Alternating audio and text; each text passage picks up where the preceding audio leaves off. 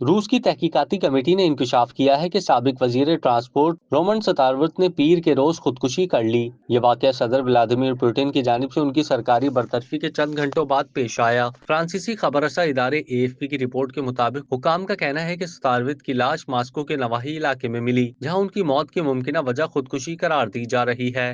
53 साल रोमन सतारवत मई 2024 से रूस के वजीर ट्रांसपोर्ट के तौर पर खिदमत अंजाम दे रहे थे। इससे पहले वो कॉर्सिक के इलाके के गवर्नर थे, जहां रूस को यूक्रेनी हमले का सामना रहा। तहकीकाती कमेटी का कहना है कि रोमन सतारवत कार में मुर्दा पाए गए, जिस्म पर गोली का निशान था। तहकीकाती कमेटी ने अपने बयान में कहा कि आज साबिक वजीर ट्रांसपोर्ट रोमन सतारवत की लाश उनकी निजी कार में गोली के जख्म के साथ मिली है। इसे खुदकुशी का केस समझा जा रहा है। अगर रूसी सरकारी मीडिया और खबररसा इदारों ने बताया कि सितारवत ने खुद को गोली मारी, लेकिन ये वाज़ेह नहीं कि उनकी मौत कब हुई। चंद घंटे पहले ही क्रेमलिन ने सदर पुतिन के दस्तखत शुदा हुक्मनामे के जरिए सितारवत को उसके ओहदे से बरतरफ करने का ऐलान किया था। एलामिये में कहा गया था कि रोमन सितारवत को वजीर ट्रांसपोर्ट के ओहदे से हटा दिया गया। क्या आप कारोबार की तशहीर चाहते हैं या सोशल मीडिया प्लेटफॉर्म मैनेज कराना चाहते हैं? तो देर कैसी, अभी राब्ता करें ओनली न्यूज की टीम से। हमारा कॉन्टेक्ट नंबर आपकी स्क्रीन पर है।